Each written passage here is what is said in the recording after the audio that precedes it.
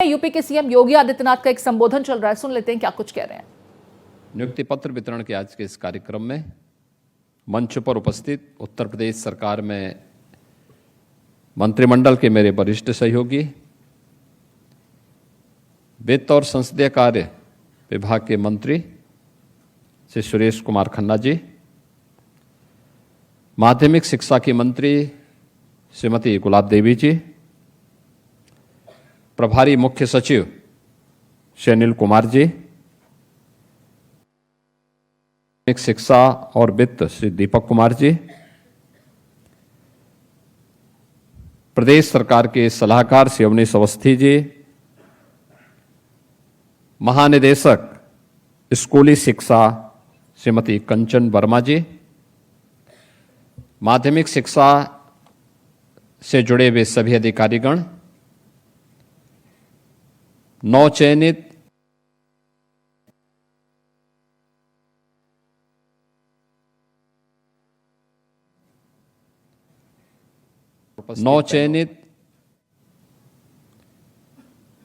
आज उत्तर प्रदेश माध्यमिक शिक्षा से जुड़े हुए 550 नए शिक्षक राजकीय इंटर कॉलेजेज और हाई स्कूल के उन विद्यालयों के लिए नियुक्ति पत्र प्राप्त कर रहे हैं। मैं इस अवसर पर आप सभी को, आपके अभिभावकों को हृदय से बधाई देता हूं।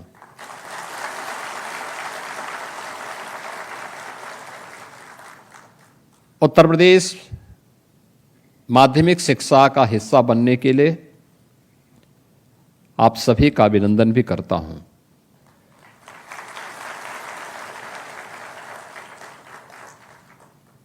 हर छात्र छात्रा की एक तमन्ना होती है, उसका एक लक्ष्य होता है। उस लक्ष्य को प्राप्त करने की खुशी आपके लिए अत्यंत महत्वपूर्ण खुशी होगी। एक प्रक्रिया के तहत आपका चयन हुआ है। लोक सेवा आयोग ने इसकी परीक्षा संपन्न की और उसके बाद अपना परिणाम यहां पर उत्तर प्रदेश शासन को उपलब्ध करवाया और आज चयन की प्रक्रिया संपादित हुई है। आपने देखा होगा इस पूरी प्रक्रिया में किसी भी स्तर पर आपको सिफारिश कराने की नौबत नहीं आई होगी। एक निष्पक्ष और पारदर्शी चयन की प्रक्रिया के माध्यम से प्रधानमंत्री मोदी जी के मिशन रोजगार के लक्ष्य को प्राप्त करने की दिशा में सरकार ने जो कदम आज से 8 वर्ष पहले प्रारंभ किए थे, आज 8 लाख से अधिक नौजवानों को प्रदेश की विभिन्न सेवाओं में सरकारी नियुक्ति पत्र देकर के हमने उसे आगे बढ़ाने का काम किया है। अकेले माध्यमिक शिक्षा में यह संख्या 40,000 तक पहुंच रही है, जिसमें एक बड़ी संख्या लगभग 32,000 के आसपास संख्या तो अशासकीय शासकीय सहायता प्राप्त उन विद्यालयों की है जिन्हें सरकार ऐड देती है और जिनका उत्तर प्रदेश शासन के द्वारा गठित शिक्षा चयन आयोग के द्वारा जिनका एक प्रक्रिया के तहत चयन संपन्न हुआ था और उन्होंने अपने अपने विद्यालयों में पहले ही नियुक्ति पत्र प्राप्त करके ज्वाइन भी किया है। और पिछले कुछ समय में हम लोगों ने 8,000 से अधिक ऐसे शिक्षक माध्यमिक शिक्षा से जुड़े हुए गवर्नमेंट इंटर कॉलेजेस के लिए भी चयनित किए हैं और उसमें आज लगभग 550 इस सहायक शिक्षक और प्रवक्ता पद के लिए भी चयन की प्रक्रिया सफलतापूर्वक संपन्न होने के उपरांत आज नियुक्ति पत्र वितरित किए जा रहे हैं। इससे पहले भी बेसिक शिक्षा परिषद में भी प्रदेश सरकार ने लगभग 1,23,000 से अधिक शिक्षकों की सफलतापूर्वक भर्ती के कार्यक्रम को आगे बढ़ा करके जो इन विभिन्न स्तरों पर शिक्षकों की कमी थी, प्रदेश के युवा और ऊर्जावान नौजवानों को शिक्षक बनने के लिए एक अवसर देते हुए इस प्रक्रिया को सफलतापूर्वक आगे बढ़ाने का काम किया। आपने देखा होगा चयन की पूरी प्रक्रिया में उसकी निष्पक्षता में, उसकी पारदर्शिता पर किसी भी प्रकार का कोई प्रश्न नहीं खड़ा होता है।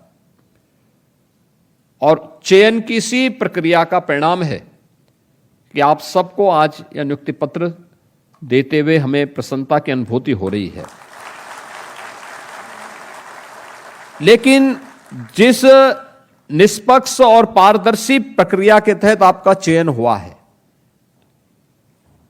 उसी प्रकार की चयन की प्रक्रिया का हिस्सा बनने के उपरांत शासन भी आपसे अपेक्षा करता है कि ऐसे ही माध्यमिक शिक्षा के स्तर को ऊंचा करने के लिए, उसके उन्नयन में आपका भी इसी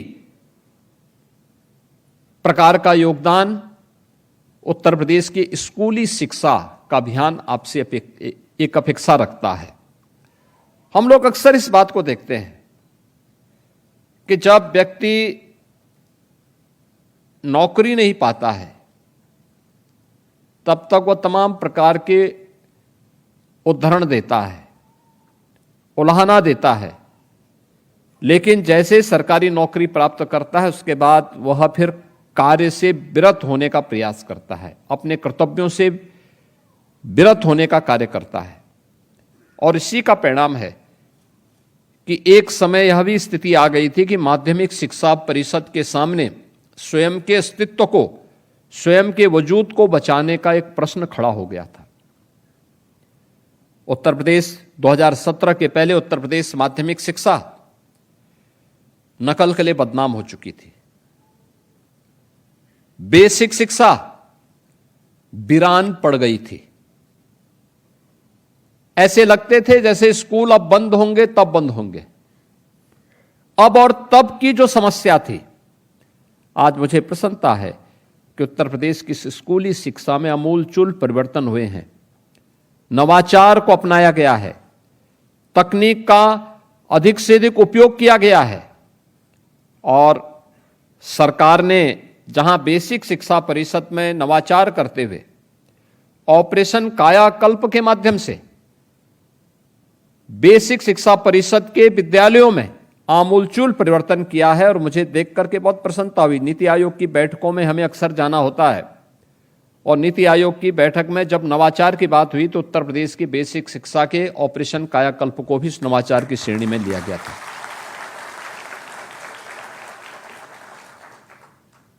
यानी नींव ही अगर कमजोर हो गई तो उस कमजोर नींव में क्या मजबूत भवन की कल्पना की जा सकती है? कभी नहीं। और वह प्रयास पहले भी हो सकते थे, नहीं किए गए। राजनीतिक इच्छा शक्ति नहीं थी। शिक्षा सरकार के एजेंडे का हिस्सा नहीं था।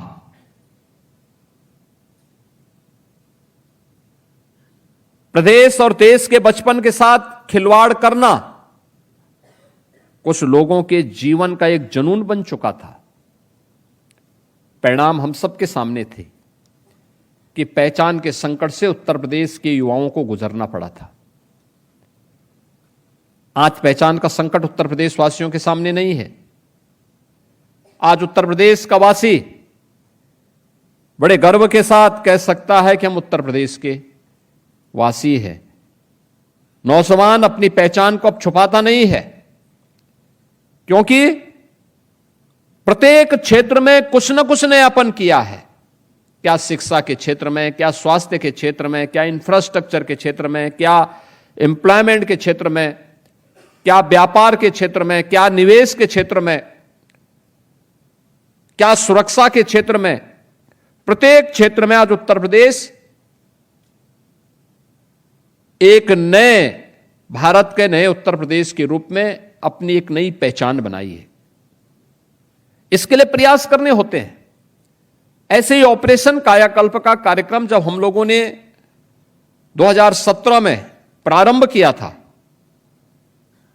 तब ज्यादातर बेसिक शिक्षा परिषद के स्कूल बंदी के कगार की ओर जा रहे थे।